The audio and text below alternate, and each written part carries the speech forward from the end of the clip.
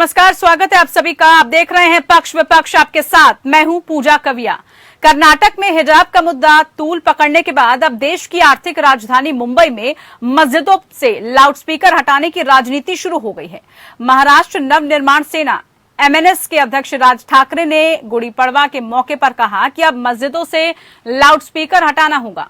इसके माध्यम से राज ठाकरे ने फिर हिंदुत्व के मुद्दे को धार दी है। दरअसल शिवसेना संस्थापक बाल ठाकरे की छत्र छाया में पले बड़े और उनकी उंगली पकड़कर सियासत सीखने वाले महाराष्ट्र नवनिर्माण सेना एमएसएन के प्रमुख राज ठाकरे अपना राजनीतिक वजूद बजाय रखने के लिए जद्दोजहद कर रहे हैं। वहीं उद्धव ठाकरे अपने वैचारिक विरोधी कांग्रेस और एनसीपी के साथ मिलकर महाराष्ट्र की सरकार चला रहे हैं। गठबंधन की मजबूरी कहें या फिर सत्ता में काबिज रहने की लालसा शिवसेना कई मौकों पर हिंदुत्व के मुद्दे पर नरम पड़े तो राज ठाकरे ने इसे अवसर के रूप में ले लिया। मस्जिदों में लाउडस्पीकर बंद करने, नहीं तो मस्जिद के बाहर हनुमान चालीसा को तेज आवाज में बजाए जाने की धमकी देकर राज ठाकरे ने हिंदुत्व के अपने उग्र तेवर को फिर से दिखा दिया है। राज ठाकरे ने मुख्यमंत्री और अपने चचेरे भाई उद्धव ठाकरे और एनसीपी प्रमुख शरद पवार पर भी निशाना साधा। मुंबई रैली में मनसे प्रमुख राज ठाकरे ने एनसीपी चीफ शरद पवार पर हमला बोलते हुए कहा कि शरद पवार ने जातिवाद बढ़ाया है। एनसीपी ने राज्य में लोगों को जाति के आधार पर बांट दिया है। जाति की राजनीति से बाहर निकलें तो हिंदू कैसे बनेंगे, राज ठाकरे से पूछा। वहीं राज ठाकरे ने शिवसेना पर साल 2019 के विधानसभा चुनाव में गद्दारी करने का आरोप लगाया। उन्होंने कहा कि मतदाताओं ने शिवसेना को एनसीपी और कांग्रेस के साथ गठबंधन के लिए वोट नहीं किया था। राज ठाकरे ने कहा, चुनाव परिणाम के बाद उद्धव समझ गए थे कि शिवसेना के बिना किसी की सरकार नहीं बनेगी, इसलिए 2.5 साल के लिए मुख्यमंत्री पद मांगने लगे। राज ठाकरे का ये उग्र हिंदुत्व का तेवर बीजेपी को काफी भा रहा है, क्योंकि बीजेपी नेता पहले से ही मस्जिदों से लाउडस्पीकर हटाने का मुद्दा उठा रहे थे। इसके अलावा मदरसों में छापा मारने की बात भी राज ठाकरे ने उठाई थी, जिस पर बीजेपी भी मुखर रही है। राज ठाकरे ने 2022 जनवरी में अपनी पार्टी का चौरंगी झंडा बदलकर भगवा रंग कर दिया और शिवाजी की मोहर को अपनाया।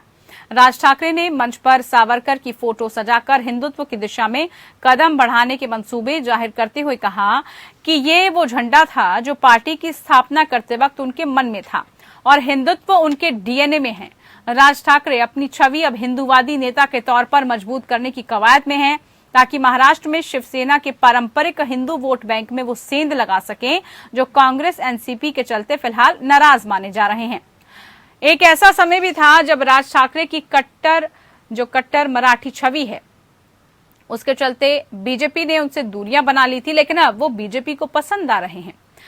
गुड़ी पड़वा के मौके पर पूर्व सीएम देवेंद्र फडणवीस समेत कई बीजेपी के नेता मनसे प्रमुख राज ठाकरे के घर भोजन करने पहुंचे थे। वहीं पर केंद्रीय मंत्री नितिन गडकरी ने रविवार को मुंबई में राज ठाकरे के घर जाकर मुलाकात की। गडकरी ने इस बैठक के पीछे कुछ भी राजनीतिक होने से इंकार करते हुए भले ही इसे एक पारिवारिक बैठक बताया हो, लेकिन सियासी गलियारों में बीजेपी के साथ उनकी बनती सियासी केमिस्ट्री की चर्चा तेज हो रही है। विपक्षी दल राज ठाकरे को बीजेपी की बी टीम बता रहे हैं।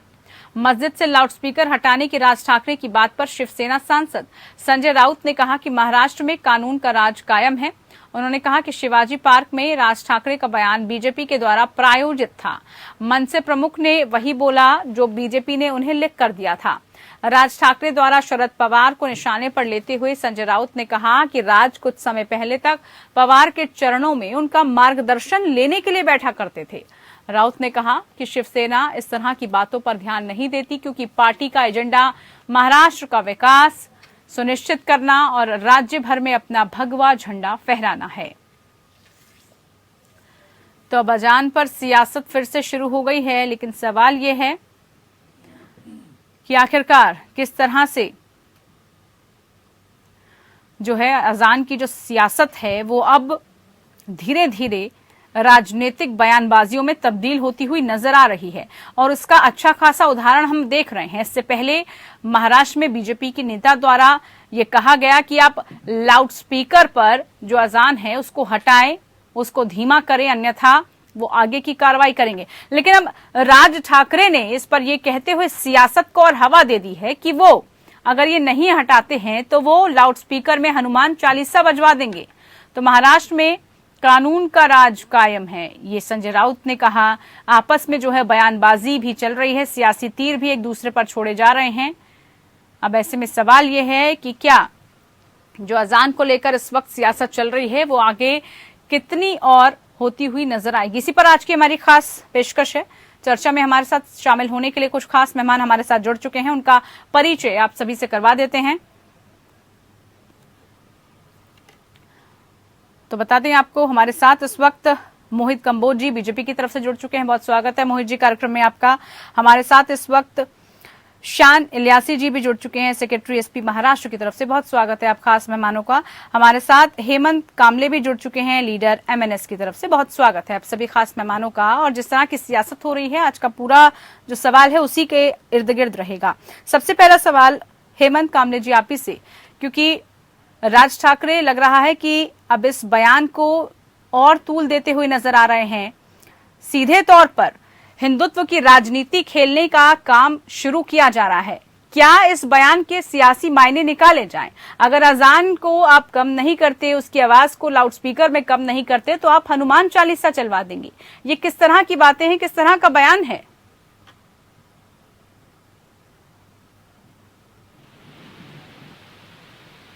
आवाज मिल रही है आपको हेमंत जी?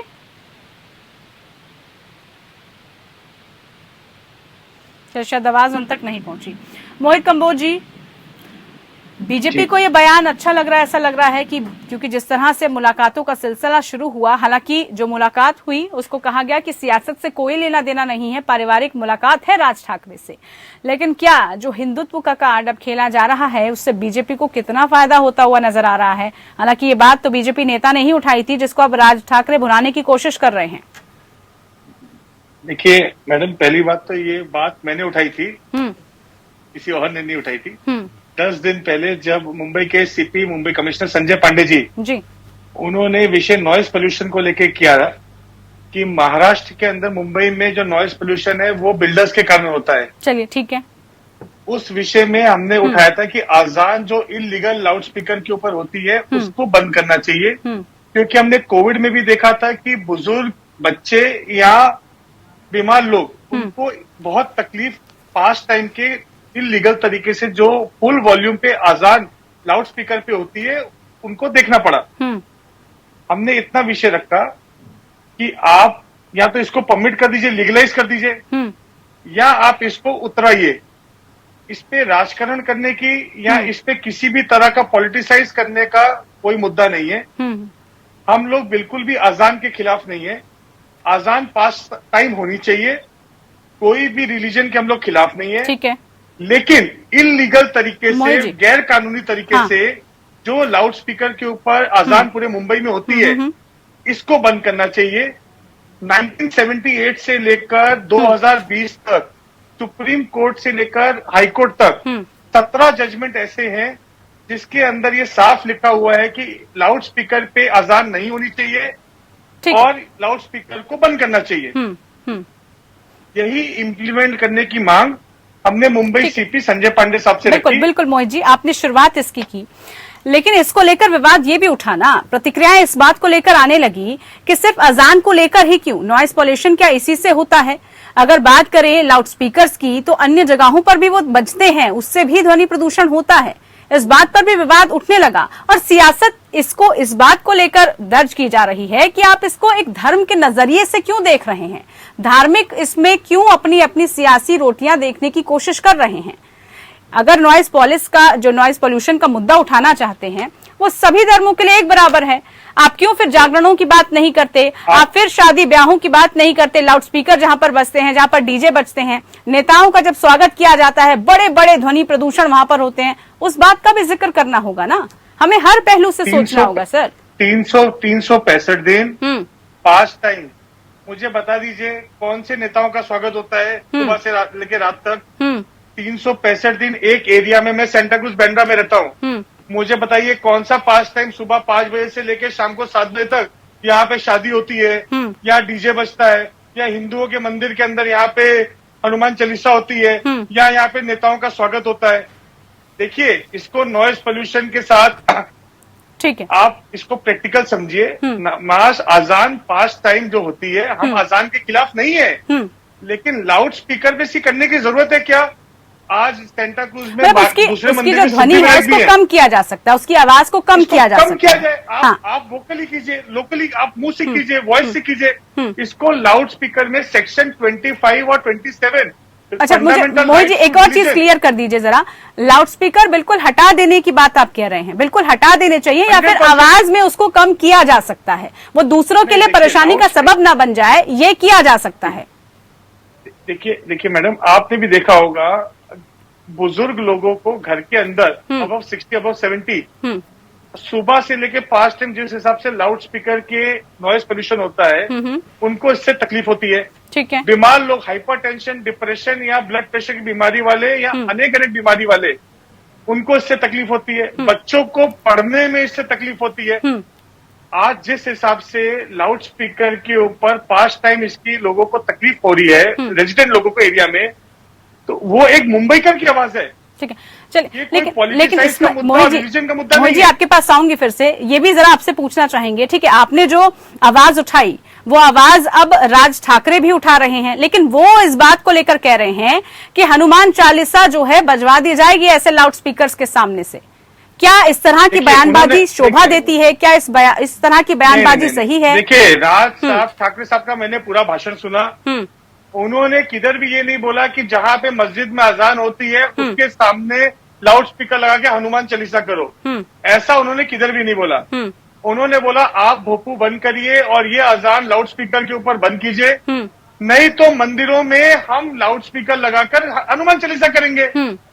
जब कानून व्यवस्था, ये सरकार की आइडियोलॉजी जो मुख्यमंत्री जी है, वो खुद आज से कुछ सालों पहले इसके खिलाफ थे, लेकिन आज कुर्सी की ऐसी मजबूरी हो गई कि वो आज इसमें कुछ बोल नहीं रहा, चुप्पी सुधार ली, क्योंकि वो अभी अपना एजेंडा, आइडियोलॉजी छोड़ के वो अभी दूसरी आइडियोलॉजी में जा चुके हैं। वो अभी कांग्रेस के सोनिया सेना के साथ जुड़ चुके हैं जी। तो इस बात को कहीं पे भी कम्युनल करने का या लड़ाई झगड़ा करने का राज साहब ठाकरे ने स्टेटमेंट नहीं दिया। अगर आज हनुमान चालीसा घाटकोपर में हुई तो वहां पे मुंबई पुलिस ने 5,500 रुपए का फाइन किया। अब ये फाइन, वो अगर बैरामपाड़ा की मस्जिद हो या मोहम्मद अली रोड की मस्जिद हो या बैंड्रा की मस्जिद है, वहां पे अगर इतने हाई वॉल्यूम के ऊपर, डेसिमल के ऊपर अजान हो रही है, वहां पे ये फाइन हुआ क्या?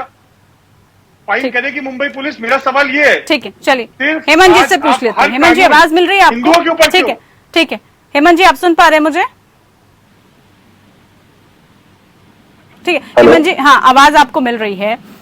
क्या जो है बयान दिया गया है, क्योंकि यहाँ पर तो कहा जा रहा है कि इस तरह की कोई बयान नहीं दिया गया, लेकिन आपको नहीं लगता अगर एक तरफ इस पर सुप्रीम कोर्ट जो है इसको लेकर पूरा संज्ञान ले चुका है, सुप्रीम कोर्ट ने इसको लेकर कह दिया, उसके बाद ये कहना कि अगर आप नहीं मानते तो मंदिरों में जो है हनुमान चालीसा लाउड स्पीकर पे बुलवाई जाएगी, वहां पर उसको तेज वॉल्यूम में किया जाएगा, ये किस तरह की राजनीति है? इस तरह की राजनीति से आप कौन से विशेष वर्ग को साधने की कोशिश कर रहे हैं सर? पूजा जी देखिए, पहली बात तो ये कोई सियासी मुद्दा है नहीं। अब लाउड स्पीकर की बात कर रहे हैं मस्जिदों पर, तो लाउड स्पीकर इजाद हुआ है 1930 में। इस्लाम धर्म हजारों सालों से यहाँ पर है, तो इसके पहले अजान कैसे होती थी? देखिए कैसे है ना कि अजान का मेरे सामने कुछ पढ़ा है, मैं आपको पढ़ के दिखाऊं। द वर्ड अजान mention the Quran as meaning to announce, to inform, has later become the proper noun of the phenomenon of calling to prayer।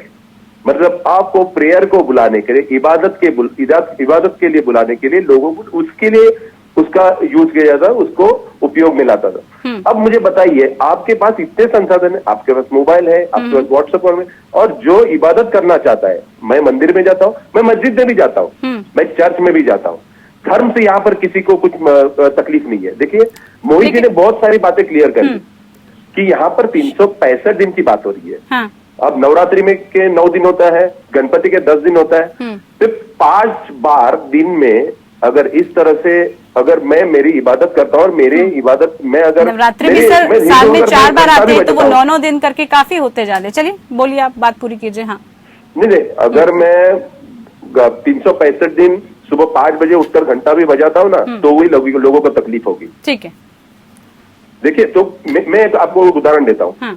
ये बात मोहित जी ने बोला कि भाई ये हमने बात की 2017-18 में जब बात हुई गुड़ी पड़वा के मेला में, यही बात हुई थी राज साहब ने। और दूसरी बात, हम हिंदू हृदय सम्राट बाला साहब की बात है, बाला साहब ने तो ये सालों साल कहते आए। अब उनके बेटे आज यहाँ पर सियासत में बैठे हैं, उनको अगर ये इम्प्लीमेंट, अगर रूल है, हमें अगर रूल है यहाँ पर सबको, अगर जो कायदे कानून है सबके लिए है, तो आप इम्प्लीमेंट करिए ना। अगर हिंदुओं के कार्यक्रम है या किसी के और के भी कार्यक्रम, सभी धर्मों के कार्यक्रम, तो आपको टाइम लिमिट दिया हुआ है कि इतने टाइम के आप लाउड स्पीकर या म्यूजिक या जो भी बजा नहीं सकते हो। तो हमारी तो यही है ना कि मेरी तो यही मेरे मुस्लिम भाइयों से एक गुजारिश है कि भाई इबादत करिए, लेकिन आपकी इबादत की वजह से दूसरों को तकलीफ नहीं होनी चाहिए। इलियासी जी से जवाब इबादत शायद अल्लाह भी कबूल नहीं करेगा। इलियासी जी, क्या प्रतिक्रिया इस पर? सहमत हैं आप इस बात पर? जी, मैं ये कहना चाहूंगा, सबसे पहले तो मैंने मोहित जी को भी सुना और मैंने कामले साहब को भी सुना। एक तरफ से मोहित जी और कामले साहब ये कह रहे हैं कि अजान होनी चाहिए, बिना माइक के होनी चाहिए, कम आवाज में होनी चाहिए, और एक तरफ से ये भी कह रहे हैं कि 5 दिन में 5 वक्त जो अजान होती है उससे मेंटली टॉर्चर होता है, डिस्टर्बेंस होता है। मैं ये कहना चाहता हूँ कि अजान कई सालों से हो रही है। सबसे पहली बात, नहीं, आवाज को लेकर उन्होंने बोला, देखिए मैं स्पष्ट कर देती हूँ, आवाज को लेकर उन्होंने बोला है। नहीं, सुनिए ना, अजान लाउड स्पीकर पे आज से नहीं, मैं ये कहना चाहूंगा, ठीक है, कई जगहों पर अगर ध्वनि प्रदूषण होता है तो वहां पर हम ये कह सकते हैं कि आवाज कम करके अजान हो, लेकिन मिनिमम 2 मिनट के लिए अजान होती है। अजान 2 मिनट के लिए मिनिमम होती है मैडम, और उसके लिए उसमें कोई जोर शराबा कोई तरीका नहीं है। एक पीस तरीके शांति से एक मैसेज दिया जाता है कि है मेरे बंदो, आओ मस्जिद में अल्लाह की इबादत करो, ये पुकारने के लिए। और उसके अलावा कोई तरीका का शोर शराबा, न डांस, न पटाखे, न कोई तरीके की एक्टिविटी होती है, सबसे पहली बात। और इस अजान से मैं नहीं समझता कि किसी लोगों को मीन्स उसके घबराहट होती है या तकलीफ होती है, जबकि ये अजान वो चीज है जब जो लोग कहते हैं कि अल्लाह और भगवान को मानते हैं, तो अजान एक वो प्रतीक है कि अगर हम पढ़ के किसी बीमार बंदे के शख्स के बदन पे फूंक दे तो उसकी बीमारी दूर हो जाती है। क्योंकि हमने मस्जिदों के बाहर देखा है ऐसे कितने मेरी माँ बहनें नॉन मुस्लिम जो आस्था पे बिलीव करते हैं, और लोग वहाँ आते हैं और ये कहते हैं आस्था और धर्म को लेकर कोई सवाल नहीं। मैं आ रहा हूँ मैडम, मैं वहीं तक आ रहा हूँ। मैं बताना चाह रहा हूँ कि भाई इस वजह ये क्यों बोलना चाह रहा हूँ कि ये वजह ये है कि आए दिन मैडम, आज अजान का विषय तो चलिए आ जाया, क्योंकि राज ठाकरे जी को पता है कि आने वाले वक्त में महानगर पालिका के चुनाव है, हो सकता है इससे उनकी पक्ष को कुछ बेनिफिट मिले, हो सकता है राज ठाकरे जी अपनी पार्टी को बढ़ाने के लिए ऐसे स्टेटमेंट दे रहे हैं। लेकिन देखिए मैडम, मैं किसी धर्म और किसी समाज के खिलाफ नहीं हूँ। मैं महाराष्ट्र में जन्मा, महाराष्ट्र में पला बड़ा और यहाँ पर ही पढ़ाई की मैडम। मैंने सभी धर्म देखे, सभी जात पात, और मेरे सब दोस्त हैं, नॉन मुस्लिम मेरे बहुत दोस्त हैं। सबके वहाँ नवरात्रि में भी जाया जाता है, गणेश उत्सव में भी जाया जाता है, यहाँ पे छत्रपति शिवाजी महाराज की जयंती मनाई जाती है, डॉक्टर बाबा साहेब अम्बेडकर की जयंती मनाई जाती है। लेकिन मैडम, हाँ मैडम, जब लेकिन उस वक्त कोई इस तरीके से आवाज नहीं उठती, सिर्फ अब महानगर पालिका के चुनाव गए मैडम। अगर उस आवाज से किसी को आपत्ति है तो क्या फर्ज नहीं बनता ये सभी धर्मों के लिए? जिस तरह से कंबोज जी आपकी तरफ से भी कहा गया और इस बात को लेकर आपकी तरफ से भी कोई आपत्ति नहीं है, ये आप कह चुके हैं कि देखिए अजान सबका धार्मिक मसला है और सबका धर्म है, इजाजत देता है ये लोकतांत्रिक देश कि सब अपने धर्म को अपने अपने तरीके से ले सके। लेकिन जो यहाँ पर आपत्ति दर्ज की जा रही है वो ये कि आपको अजान से दिक्कत है, इस बात को लेकर विवाद उठ रहा है, इस बात को लेकर जो है कहा जा रहा है कि अजान से दिक्कत कैसे हो सकती है, ये जरा आपको स्पष्ट करना पड़ेगा। देखिए, पहले तो सबसे पहले इलियासी भाई को दिल से रमजान की मुबारक। भाईजान, हमको बिल्कुल भी अजान से कोई दिक्कत नहीं है, 5 टाइम अजान होनी चाहिए। मेरे बहुत से मुस्लिम दोस्त हैं, दोस्त रोज के उठने बैठने वाले हैं, कोई मुस्लिम समाज में या अजान के खिलाफ नहीं है। इस बात को पॉलिटिसाइज करने की बिल्कुल जरूरत नहीं है। मेरा सिर्फ और सिर्फ इतना बोलना है कि जो लाउड स्पीकर पे अजान होती है, लाउड स्पीकर को बंद करना चाहिए। 5 टाइम आप अजान कीजिए। आप पूरे अपने धर्म में जितने फेस्टिवल है, जितने आपके धर्म में रिचुअल्स है, उसको फॉलो कीजिए, उसका सम्मान दिल से करते हैं। इस देश में सबको इजाजत है अपना धर्म के त्योहार मनाने का, या अपने पूजा पाठ करने का। लेकिन उससे अगर इतने लाउड स्पीकर में लोगों को कहीं पे हानि हो रही है, दिक्कत हो रही है, और वो इलीगल तरीके से लाउड स्पीकर लगे हैं, उसको उतारने की बात करें। और मैं तो उल्टा बोलता हूं, उद्धव ठाकरे साहब मुख्यमंत्री हैं, अजीत पवार साहब उप मुख्यमंत्री हैं, इनकी सरकार है, ये महाराष्ट्र में ऐतिहासिक फेस्टिवल इतिहास लेके आए, लाउड स्पीकर को लीगल करते हैं। हेमंत कामले जी, तब मस्जिदों पे लाउड स्पीकर को लीगल करते हैं और ये अजान होनी चाहिए, तो मुद्दा ही खत्म हो जाएगा। ठीक है, हेमंत कामले जी तैयार हैं क्या इस चीज के लिए? नहीं, क्यों नहीं। देखिए कैसे ना, आज ही दिलीप वलसे पाटिल जो गृह मंत्री है हमारे महाराष्ट्र के, उन्होंने कहा है कि भाई उनकी अजान भी होने दो और यहाँ पर हनुमान चालीसा भी बजने दो, लेकिन डेसिबल जो है वो कंट्रोल में होना चाहिए। लेकिन उनके देखिए, ये अजान के टाइम पे मेरी समझ में नहीं आता कि सरकार को ये मसला समझ में नहीं आ रहा है। जो मोहित भाई ने जो बताया कि भाई आवाज से प्रॉब्लम है, अजान से प्रॉब्लम नहीं है। इलियास भाई आप समझ लीजिए कि आवाज से प्रॉब्लम है। सुबह 5 बजे अगर या 6 बजे जो भी टाइम है, यही तो कह रहे हैं कि वो 2-2 मिनट का होता है, वो बहुत लंबा नहीं चलता है। उसका जो समय है वो बहुत कम है, इसीलिए वो कह रहे हैं कि इसको लेकर आपत्ति नहीं होनी चाहिए थी। हाँ पूजा जी, मैं मेरे बेडरूम में से कोई चीज अगर गिरती है और आवाज से मैं उठता हूँ तो मेरी नींद टूट जाती है। मेरी यहाँ पर आपकी नींद में, आपके आराम में खलल पड़ने की बात है। हमें इबादत से कोई प्रॉब्लम नहीं है, आपको इबादत करनी है आप करिए, लेकिन लाउड स्पीकर क्यों? कोई धर्म लाउड स्पीकर, जैसे कि पहले कैसे रिंग बेल बजता था चर्च का कि आप आइए, आपको मास के लिए आना है। पहले कैसे नगाड़े बजते थे, आपको मंदिर में आना है। तो अभी मैं बोल रहा हूँ ना कि नहीं, इस्लाम जो है हजारों साल का धर्म है, तभी तो पहले स्पीकर नहीं था, तो पहले कैसे इबादत होती थी। अब 1930 में ईजाद हुआ है जो स्पीकर, उसके बाद हम स्पीकर लगाने लगे।